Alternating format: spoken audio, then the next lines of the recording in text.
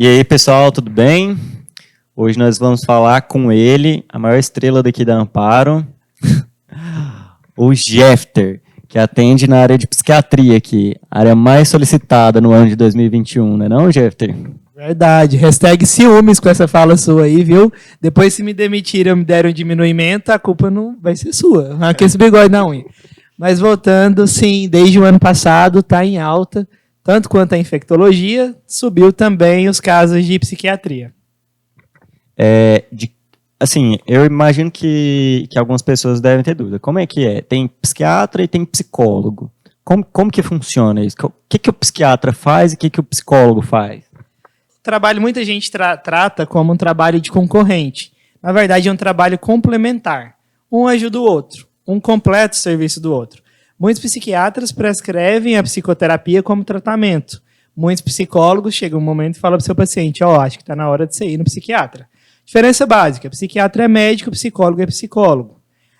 O psiquiatra prescreve medicação. O psicólogo, a medicação dele é a terapia. Aí tem psicoterapia, terapia comportamental, Reiki, várias e várias outros tipos de terapia. Então, quer dizer que o psicólogo ele vai conversar, ele vai fazer qualquer outro método que não seja passar remédio, certo? Isso, basicamente. E o psiquiatra ele vai passar remédio. Isso.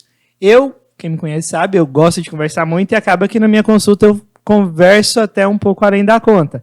Mas o básico é isso, é medicamento, é tratamento medicamentoso. E quando eu preciso, e quase todos os casos eu preciso de uma psicoterapia, eu indico um dos psicólogos nossos colegas. Certo, Jefter. Deixa eu te perguntar outra coisa aqui. Você falou que aumentou, né, a procura, né, na área da psiquiatria no ano de 2020 e 2021, obviamente pela pandemia e por, né, várias questões aí. Qual que é a procura? Por que motivo? Por que o pessoal procura? O que está acontecendo? O que é o problema maior? A pandemia, desde 16 de março de 2020, que começa a pandemia no Brasil. A gente já tinha um anúncio que no final de 2019, começou na China e ia chegar aqui. Veio aí festa de final de ano, veio carnaval e tudo isso ainda era muito distante. Quando começa, a gente se vê no meio do olho do furacão, como estava grande parte do mundo até então, uma coisa que a gente não sabe lidar, não sabe o que ia acontecer. Drauzio Varela disse numa entrevista que era só uma gripezinha. Hoje ele disse, perguntar ele de novo, que é a pior doença do mundo. E a gente teve que aprender a viver com isso. Aprender a viver com isso foi ficar dentro de casa, dedicar mais tempo à família, perder entes queridos sem poder velar. Imagina uma coisa, como quem esperava no Réveillon de 2020 que a gente ia ter uma coisa só ia acontecer, que ia acabar com festas, eventos, viagens, fechar escolas, fechar igrejas, trabalho home office. Isso era inimaginável. E todo mundo foi jogado nesse negócio. Quem imaginava, né, que em 2019 seria a última festa de maio?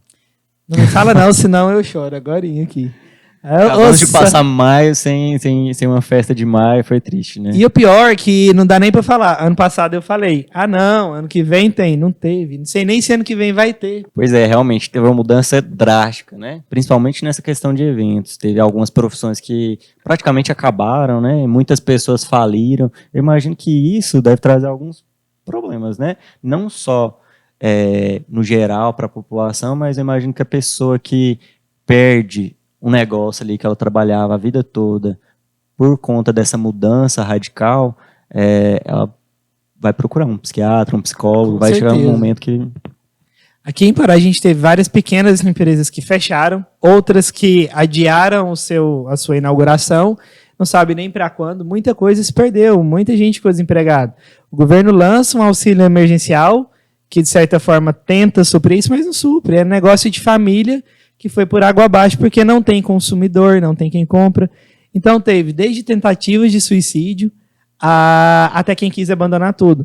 Um dos pacientes mais expressivos que eu tive aqui, faltando poucos anos para aposentar da área da educação, considerou até abandonar os concursos porque não estava aguentando aquela pressão. Outro paciente considerou até matar o filho e se matar para que não corresse o risco de morrer pela pandemia. Então, assim, histórias como essas não foram histórias raras no consultório. Foi muito frequente. E o transtorno em criança? Criança gosta de socializar, criança gosta de estar com outra. Muito mais do que talvez a educação, a socialização nos anos escolares iniciais é o principal trunfo que a gente tem na educação infantil. E todo mundo perdeu isso.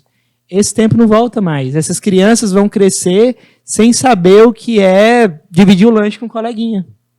Mudou muito, né? Principalmente para as crianças. E falando em criança, esse atendimento na área de psiquiatria, ele é para crianças também? Então, a gente tem muitos psiquiatras infantis. Aqui em Pará não temos psicólogas infantis. Mas psiquiatra não. Alguns casos, na maioria sim, eu atendo desde que tenha uma idade razoável, que possa conversar, que consiga compreender. Geralmente 10 anos. Mas já tive pacientes até de 5 anos, embora não seja o meu paciente principal, o meu foco. Entendi. Então, se a pessoa tem uma criança e precisa procurar, a partir de uns 10 anos mais ou menos, você pode trazer para você. Isso, pode vir aqui que a gente conversa. A depressão ela já era um problema sério, né? Antes de 2020. Depois de 2020, deu uma agravada. Aumentou os casos de depressão. Isso a gente não precisa nem de te perguntar isso, porque é claro, né, que aumentaram esses casos de depressão. Como que está funcionando isso? Se a pessoa tem alguns... Como que eu sei que eu preciso procurar um psiquiatra nesse caso de depressão? Quando você notar uma mudança de energia, uma mudança em você, que seria, por exemplo, você não produz mais como antes, você planeja uma série de tarefas, mas não consegue executar, você perde a vontade de viver, você perde a vontade de fazer qualquer coisa, perde a vontade de se arrumar. A queixa muito clássica que eu ouço, doutor, eu adorava me arrumar, eu tinha tanta roupa, hoje eu não sinto vontade mais de fazer nada. Choro, geralmente sem motivo, dores crônicas. Esse é um lado. E aquele outro paciente também, que geralmente ele chega assim, doutor, eu já passei no ortopedista, cardiologista, reumatologista, gastro, e ninguém encontra meu problema, eu não melhoro. Pode ver que a origem aí é um transtorno de humor e geralmente é a depressão. Jefter, existem níveis de depressão? Existe depressão mais profunda? Existe depressão que é mais tranquila? Todo tipo de depressão precisa de medicamento? Como que é isso? Sim, existem níveis. A gente tem aí lá no CID-10, que é quem classifica as doenças, 2 tipos. Os episódios depressivos e o transtorno depressivo. O episódio depressivo é aquilo momentâneo, ali o primeiro, o leve. Começou há algumas semanas, geralmente tem uma raiz bem conhecida, depois ele pode ser moderado, ele pode ser grave, aquele que já dura anos. E aí o transtorno depressivo é aquela depressão recorrente. Aquele cara que veio, deprimiu, tratou e suspendeu o remédio. Depois de 2 anos, ele volta a deprimir. E ele volta de novo e cada vez pior. E ele começa a ter psicose, começa a ver e ouvir coisas que não são reais. E aí, sim, a gente tem um transtorno depressivo maior e aí provavelmente vai necessitar de tratamento o resto da vida. Se a gente pega ali a moderada no início, quase todos os casos vai ser necessário tratamento medicamentoso. Mas ele pode ser delimitado ali de 6 meses a 2 anos, não se cronificar. Então existe tratamento que a pessoa toma remédio por um período de tempo e para, e existe tratamento que a pessoa tem que tomar remédio o resto da vida? Sim, sim. E isso é uma coisa importante, eu até falei ontem no meu story. Tomar remédio o resto da vida não é problema, gente. O problema é ficar mal. Se chegou um momento que a sua doença, se é a doença psiquiátrica, está necessitando de um tratamento e você tem essa opção, toma o resto da vida. Vai ficar mal para quê? Se tem coisa que faz ficar boa. Até ontem eu citei, pergunta a sua avó se ela gosta de tomar captopril todo dia. Ela não gosta, mas se for necessário, tem essa opção e tem que ser usada. Algumas pessoas têm esse preconceito, esse medo de procurar um psiquiatra, das pessoas falar que ela tá doida, né? Eu convivo com isso. Eu já vi gente falando, nossa, você vai no psiquiatra? O que foi? Você tá ficando doido? O que aconteceu? E não é, né, Jefter? Existe esse preconceito mesmo, né? Existe, até eu já tive esse preconceito. É engraçado, a maioria das pessoas que chegam no consultório é o clássico também, é o homem que a mulher traz. Ou a filha que a tia forçou, a mãe forçou aí. Aí eu já vejo que ele tá meio arredio assim, eu falo, você não queria estar aqui, né? Psiquiatra é coisa de doido, né? Você não tá doido. Porque 90% dos pacientes chegam com essa ideia. Psiquiatra é coisa de doido. Gente, é médico igualzinho os outros. diferença é que o nosso exame é mais o bate-papo do que outro exame. E aí, ali, a gente vai lidar com as suas emoções e tudo mais. Eu posso dizer, é errado a gente usar o termo loucura ou doido. Mas se você voltar lá no começo da psiquiatria, o louco é dito hoje o nosso esquizofrênico, em grau elevado até. Pode dizer que esse louco ele não chega a 3-5% dos meus pacientes. Então, assim, também trata esse paciente, mas é muito raro, é muito pouco em vista dos outros. A psiquiatria vai muito além disso. Vai muito além disso. Seria a mesma coisa que você falar que o cirurgião só faz apendicectomia, cirurgia do apêndice. É muito além disso, é muito mais completo. Quais são as principais doenças? Quais são as principais procuras por um psiquiatra fora desse lance da pandemia? Depressão e ansiedade sempre reinam, em qualquer lugar, desde a época de PSF, plantão e tudo mais. Mas aqui, particularmente em Porá, tem tido muitos casos de transtorno afetivo bipolar. E o transtorno afetivo bipolar como transtorno, não como mudança de humor porque eu quero. Gente, é normal. Um dia você está feliz, amanhã você está alegre. Isso é a vida. Variação de humor é normal. O nosso humor é eutímico. A gente está normal o tempo todo. Tem hora que a gente está hipotímico, que o humor rebaixa. É o dia triste, aquele dia cinza, sem graça. Outra hora a gente está hipertímico. A gente está quase mania. A gente está super feliz. E não tem um motivo muito claro. A gente só está, tô para cima. Isso é bom. A variação é boa. A variação faz parte da vida. É tóxico quando essa variação ela te causa sofrimento ou sofrimento ao próximo. E aí, quando a gente tem isso, aí sim a gente tem um transtorno afetivo bipolar. Aí a gente precisa de tratamento. Como assim te causa sofrimento ou causa sofrimento ao próximo? Dá um exemplo aí pra gente. Toda doença em psiquiatria a gente classifica como doença tendo esses dois princípios. Causa sofrimento a você ou causa sofrimento ao próximo. Por exemplo, o psicopata não sofre. Ele é super feliz. Ele só causa sofrimento. Ele está super bem do jeito que ele é. Só porque ele causa dor no próximo, ele causa dor no terceiro. E o prazer dele está em causar dor no terceiro. Já o depressivo, talvez ele não cause dor em ninguém. Ele está lá quietinho, chorando no canto dele, mas ele está causando sofrimento nele. Então, se sofre ou se causa sofrimento, tem que avaliar e provavelmente precisa de tratamento. Certo. Pessoal, eu mesmo já tive um pouco de dúvida sobre essa relação de depressão com ansiedade. Você falou que são as duas principais procuras, assim, né? Qual que é a principal, assim, diferença entre a depressão e a ansiedade? Eu, por tempo, eu confundia, assim, pensava que era muito parecido, mas hoje eu vejo que é bem diferente. É como se uma estivesse dentro da outra. O cara ansioso, em um momento ele está deprimido. O deprimido, em muitos momentos, ele está ansioso. Essa ansiedade, você colocando na mesma linha, também voltando no eutímico, hipotímico e hipertímico. Ansiedade é sofrer pelo futuro. Depressão é sofrer pelo passado. Se a gente está vivendo o presente, então a gente caminhar nesses dois lugares é algo muito comum. Por isso que está dentro do mesmo espectro, está dentro do mesmo assunto. Só que tem pessoas que estão mais vivendo no passado e outras mais vivendo pelo futuro, mais ansiosos. As duas também podem ser sintomas de outra doença. Eu tenho câncer e eu estou deprimido porque eu tenho câncer. Eu tenho uma doença cardíaca que diz que eu vou viver que eu não posso ter grandes emoções. Só o fato de saber disso eu já fico mais ansioso e tenho grandes emoções. Então, assim, elas também podem ser sintomas, mas como doenças é isso. Faz parte da mesma linha. Por exemplo, você é ansioso, CID F41. Você está no episódio depressivo, CID F32.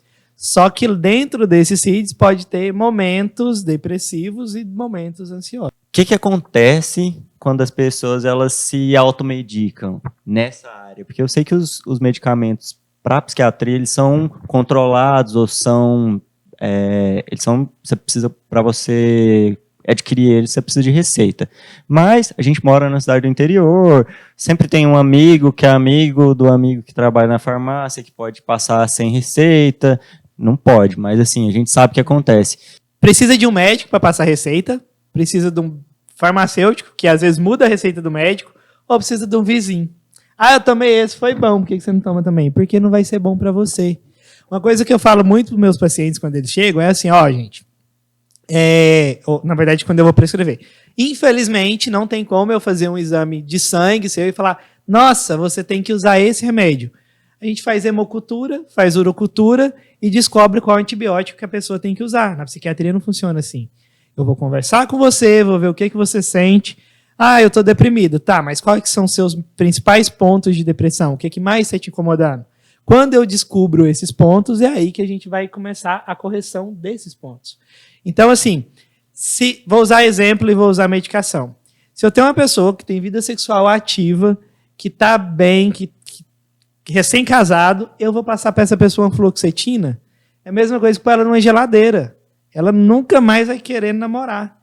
Se eu tenho uma pessoa que ela é deprimida e ela não dorme, eu vou passar bupropiona, sertralina, aí que ela não vai dormir mesmo. Então, assim, depende muito do sintoma do paciente para saber o que vai usar. Tudo tem efeito colateral. E nos psicotrópicos, parece que eles têm mais efeito colateral que o resto ainda. Chega a ser engraçado. Então, a gente tem que saber trabalhar com esses efeitos colaterais. Como eu falei, se o paciente ele já não come, eu vou passar algo que vai inibir mais o apetite, não vai funcionar. Assim, talvez até melhore o quadro de humor, mas piora o outro problema dele.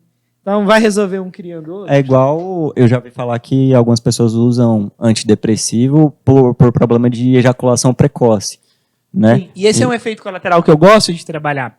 É um antidepressivo muito comum. Às vezes o paciente não tem nada. Gente, o preconceito é muito grande com quem toma algum remédio. Às vezes você passa uma medicação, você quer justamente trabalhar com o efeito colateral. Vou falar nome, mas você não vai lá na farmácia comprar, não. O escitalopram, por exemplo, ele causa esse retardo na ejaculação, mas é um antidepressivo. Na dose certa, ele só vai causar o retardo na ejaculação. O cara não tem problema nenhum. Ele tem só ejaculação precoce, eu passei para ele. Aí ele vai lá na farmácia, o farmacêutico já olha assim, tá deprimido? Aí o outro fala assim, mas você vai usar depressivo? Você tá com depressão? Aí ele deixa de usar com medo daquele efeito colateral. Aí ele tem que saber porque que a pessoa está usando. O farmacêutico foi feito para vender, farmacêutico para cuidar dos remédios, o balconista para vender. Se está escrito, vende. Você não tem que questionar. E eu vou aproveitar isso, vamos fazer agora social agora. É igualzinho quem está tomando vacina por comorbidade. Você vai perguntar que comorbidade que o cara tem, que ele está vacinando? Ele tem uma comorbidade, ele tem um laudo e ele provou para quem precisa. Você vai perguntar pro cara, você tem AIDS? Não pergunta, cuide de sua vida. Então manda lá, hashtag não pergunte farmacêutico. Hashtag não pergunte balconista, porque o paciente está usando remédio, quem passou foi o médico. E hashtag pessoas, como eu, como todo mundo aqui, não pergunte por que a pessoa está vacinando. O médico dela, ela sabe o motivo. E se ela não te falou, é porque ela não quer que você saiba. Existem alguns outros problemas que eles são tratados com antidepressivo que não são necessariamente depressão, além de ejaculação precoce? Obesidade, deixa eu ver o que mais. Dor crônica, a gente usa muito antidepressivo para tratar dor crônica. Insônia, tudo isso a gente pode usar um antidepressivo. E tem muito resultado bom. Qual que é a diferença entre crise de ansiedade e crise de pânico? E para alguém que nunca teve e às vezes nunca foi num psiquiatra, como que ela sabe que ela está tendo uma crise? Como que ela precisa procurar uma ajuda imediata? Como que funciona? A gente relaciona muito que síndrome do pânico é medo, né? Aquele medo excessivo de tudo, nem sempre. Na verdade, a diferença entre uma crise de ansiedade e a síndrome do pânico é o tempo de duração. As síndromes do pânico, geralmente, elas têm um pico mais intenso e elas duram menos tempo. Já a de ansiedade, ela dura um período maior, porém o pico dela é menos intenso.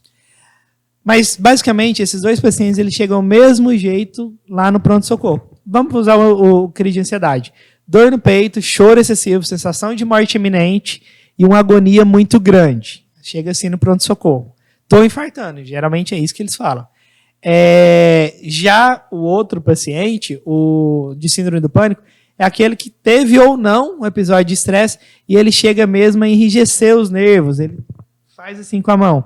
A gente define muito isso no pronto-socorro, erroneamente, como DNV. Não é DNV.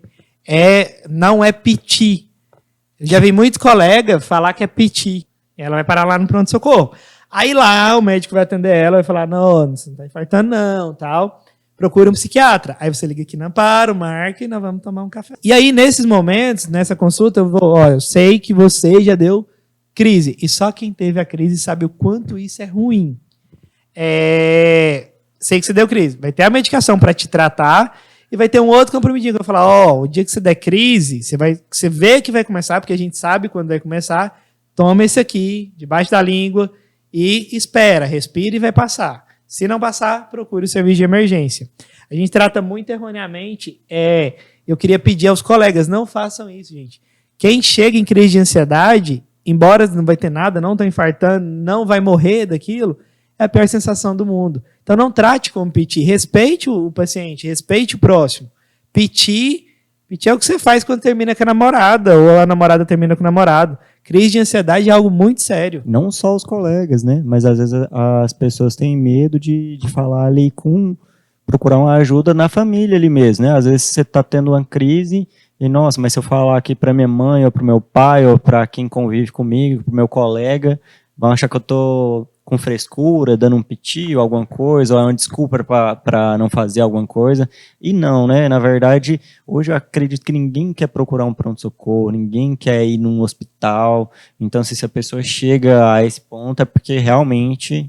Ninguém finge que tem um problema dessa gravidade porque quer ir lá dar as caras, ainda mais em época de pandemia. Quem quer ir no hospital? Nem a gente que trabalha anda querendo muito ir, mas precisa. Quantas pessoas, eu li isso uma vez no Instagram e depois parei de pensar, e realmente, quantas vezes você, em algum momento de sua vida, entrou pro seu quarto, foi chorar sozinho porque estava mal, ou chorou ali no banheiro e depois lavou o rosto e saiu parecendo que estava tudo bem? Porque a gente carrega essas dores, a gente passa por isso. E é normal passar, só porque se isso estiver dominando muito o seu tempo, o seu dia, está na hora de ir lá e pedir ajuda. De um psiquiatra, de um psicólogo, né? Com certeza. De um acompanhamento, né? A pessoa precisa de ajuda. E aí, vindo aqui na Amparo, às vezes você consegue descobrir, às vezes uma coisa que uma nutricionista pode te ajudar, um psiquiatra, um psicólogo, uma terapeuta alternativa que a gente tem aqui também, né? Que é a Maria Alvine. A terapia holística, a terapia alternativa tem tido resultados muito bons. É outro serviço que eu indico bastante para os meus pacientes, é algo que compensa. Uma coisa que o pessoal tem preconceito também, né? Eu sei que existe um preconceito com a terapia alternativa, terapia holística. Eu acho que qualquer tratamento, religião, vida, a primeira coisa que você tem que fazer quando você estiver querendo enfrentar um problema de verdade é despir-se do seu preconceito. Preconceito não cabe hoje em lugar nenhum. Tira esse preconceito, deixa lá fora, vai de mente aberta. Se você está mal, vale mão de todas as ferramentas que podem te ajudar. Por que não? O que é que te impede de buscar essa ajuda? Quem precisa, busca, gente. Esquece preconceito. São profissionais habilitadíssimas, tem mais curso do que muita gente por aí e vão fazer coisas que vai ser pelo seu bem. Por quê, Vital? Às vezes eu brinco muito. Geralmente eu também levo isso nas consultas. O que fala lá, fica lá, lógico. Mas eu gosto a vida já está tão dura, por que a gente não vai brincar e rir um pouquinho com o nosso paciente que está ali precisando de ajuda? Ninguém vem pagar uma consulta particular se não estiver realmente precisando. E aí não cabe tratar esse paciente com frieza, com dureza. Então, desculpa se às vezes eu me excedo um pouquinho e brinco um pouco mais, mas eu acho que a vida a gente tem que tentar que ela seja mais leve possível. E esse é um perfil geral do pessoal daqui da Amparo, que eu percebo. Isso. A Lara é super tranquila. Isso. Todo mundo que atende aqui tem esse perfil mais tranquilo, né? Acho que isso vem muito fala na Elba, citando a questão de energia, vem muito do ambiente, né? Um ambiente positivo de trabalhar, um lugar bacana, um lugar onde todo mundo se conhece, conversa no corredor, todo dia eu tô lá no café. Então, assim, é algo que traz essa humanidade ao serviço. Aqui os pacientes, pelo menos todos os profissionais que eu conheço, paciente não é doença, não é paciente. Paciente é um ser humano completo e está ali para a gente poder ajudar. Justamente. Igual quando você vai numa loja, você vai para comprar alguma coisa, que você vem para tratar alguma coisa e tudo normal, tudo simples. A gente trabalha oferecendo nossos serviços e te ajudar é a nossa forma de te conquistar. Porque se a gente resolve o seu problema, você vai voltar, você vai indicar para alguém, e é por aí que a gente gosta de ir. Eu mesmo virei um pastor do psiquiatra. Você já foi no psiquiatra? Eu acho que você poderia ir num psiquiatra, num psicólogo. Eu concordo com ele. Vamos todo mundo. Gente, do dia eu li no Instagram assim, não seja tão duro, quase ninguém está bem. Quase ninguém está bem mesmo. É uma época, a gente está vivendo tempos sombrios. Em qualquer área que você for ver, não está fácil. Todo mundo, posso falar que quase 100% da população ou perdeu algum parente próximo ou alguém que conhecia por conta do Covid, né? Com certeza. Então, como que todo mundo tá pelo menos um pouco, às vezes nem é parente, né? Iporá não é mais, e nem cidade nenhuma, mas vamos usar a nossa, não é mais o mesmo. Desde tantas personalidades importantes que a gente perdeu aqui, de nomes expressivos da cidade, até pessoas que a gente talvez nem sabia o nome, mas era aquele tiozinho que morava ali na frente, a mãe de não sei quem, a mãe do fulano, todos eles fizeram falta. E cada morte é um pai, é um filho, é um irmão de alguém.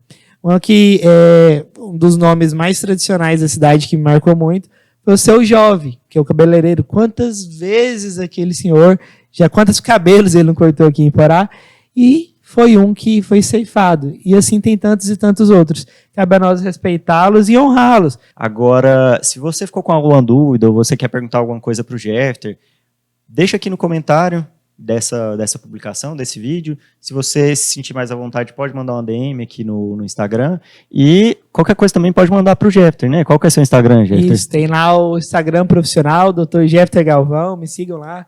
E eu gosto de responder perguntas por lá, podem perguntar. Então é isso, pessoal. Até a próxima sexta-feira.